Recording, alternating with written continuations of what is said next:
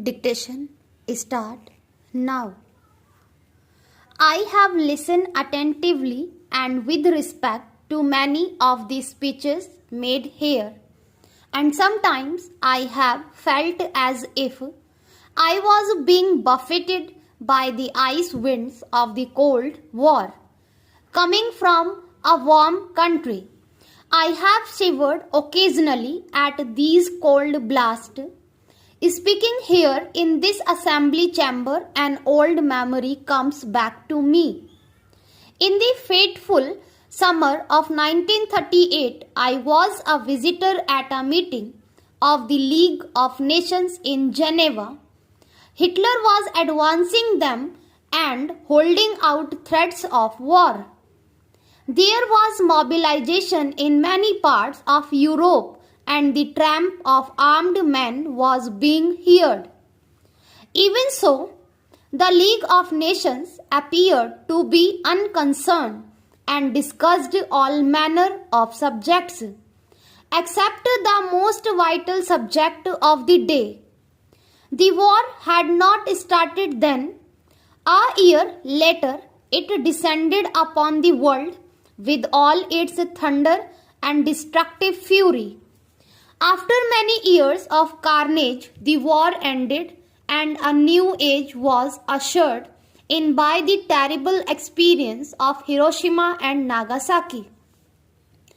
Fresh from these horrors, the minds of men turned to thoughts of peace, and there was a passionate desire to put an end to war itself. The United Nations took birth on a note of high idealism embodied in the noble wording of the character. But there was also a realization of the state of the post-war world as it was. Therefore, provision was made in the structure of the organization to balance certain conflicting urges. There were permanent members of the Security Council and there was provision for unanimity amongst the great powers.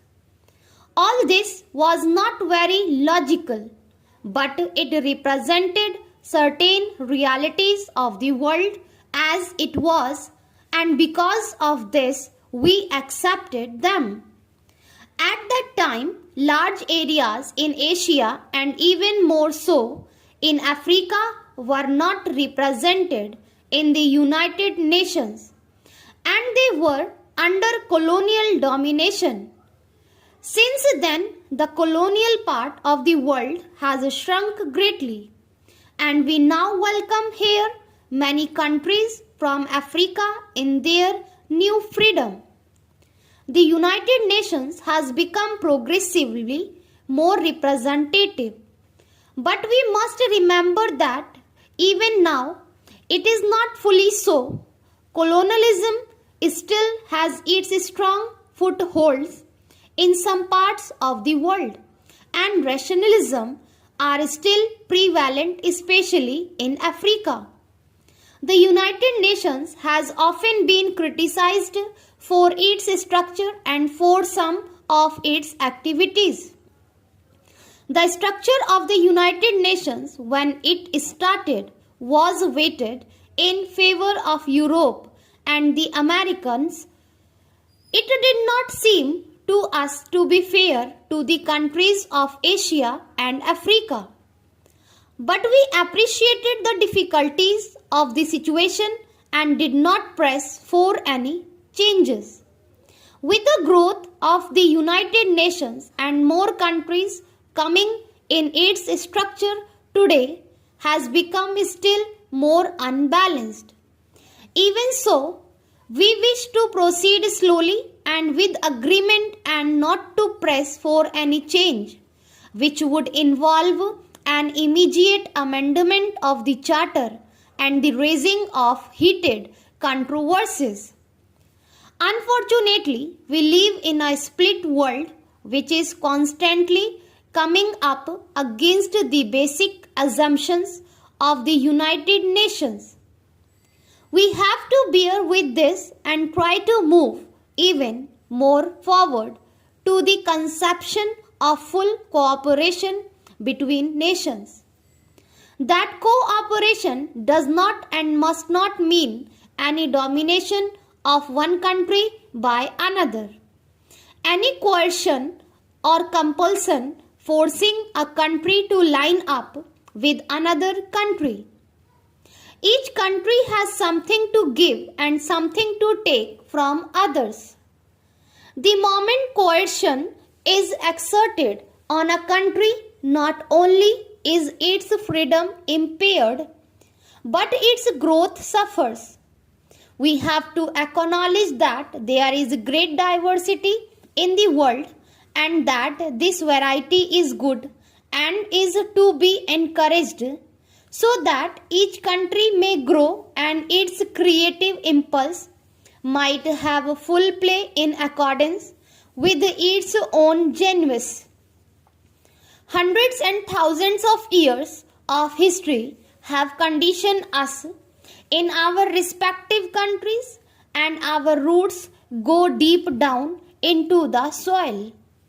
If these roots are pulled out, we wither.